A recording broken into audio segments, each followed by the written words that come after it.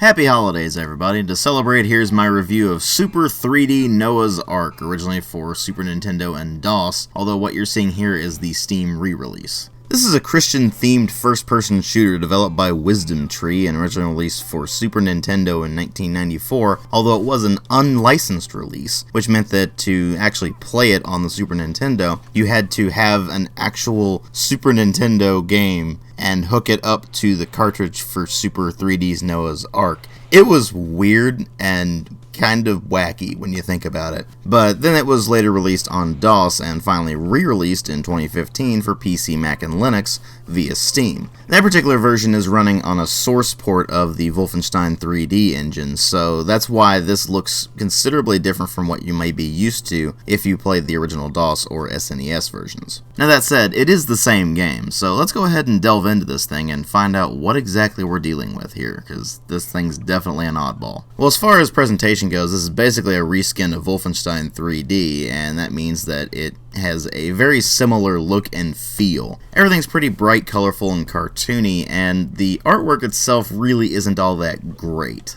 It's serviceable, and given the engine limitations, it's understandable, but there's really nothing in here that's going to impress you at all. In fact, it doesn't look as good as Wolfenstein 3D did, and it came out 2 years later. I mean, just look at it. The sprites for all the enemies in the game look positively amateurish, the environments themselves look very bland and uninteresting, and a lot of that comes from the fact that a lot of the environments are pretty much exactly the same. Of course, it's understandable why everything would pretty much look the same. This does take place within Noah's Ark, but at the same time, it means that not only are you having a ton of asset reuse for the wall textures, but none of the environments actually end up looking interesting, and it really does wear on you after a while. And when you go over to sound design, things get a lot messier because the sound effects themselves are extremely unimpressive, very low impact, and even though they are trying to be cartoony, they really don't succeed very well at it. There's barely any voice acting to speak of. Basically, Noah goes, "Wow!" every so often when you pick up certain items or when you get enough fruit to be able to gain a new life and things like that. But other than that, there's really no voice acting in the game. And then you get to the music, and this is probably the worst part of the presentation. The music in this game is just awful. It's trying to be upbeat and pleasant, and it just ends up grating on your nerves after the first few seconds of it looping constantly. Let's put it this way. Whoever made the music for this is definitely no Bobby Prince, because the music in Wolfenstein 3D kind of got you pumped up. In this, it just annoys the crap out of you. But it'd be pretty easy to put up with the presentation's problems if the story and the gameplay are up to snuff. Well, the premise of this is that you play as Noah and you're trying to put all of the animals in the Ark to sleep by feeding them in order to put them back in their cages so you can survive the journey within the Ark. And that's pretty much it, actually. The only story, quote-unquote, that you get are these slides that display once you manage to get through the final level of an episode, and they basically just say, "Well done, you've managed to subdue this particular unruly animal, now move on to the next area." So there's really nothing in the realm of plot that's going to keep you interested. What's ultimately going to matter to you is the gameplay, which is a straight-up clone of Wolfenstein 3D. The thing is that this is a family-friendly Christian-themed game, which means that instead of running around and blasting Nazis in the face with machine guns and Gatling guns and things like that, you're running around feeding animals with slingshots until they go to sleep. And to that end, they give you a variety of slingshots. You start with just a basic one, then you get one that is a faster fire rate, and then you get one that is a crazy high fire rate. And then it differs a bit from Wolfenstein in that you get a slingshot that throws coconuts and another one that slings watermelons. So sort of like rocket launchers, so to speak, but they're flinging fruits instead of deadly munitions. And there are, of course, a variety of animals that you will have to deal with as well. Things like ostriches or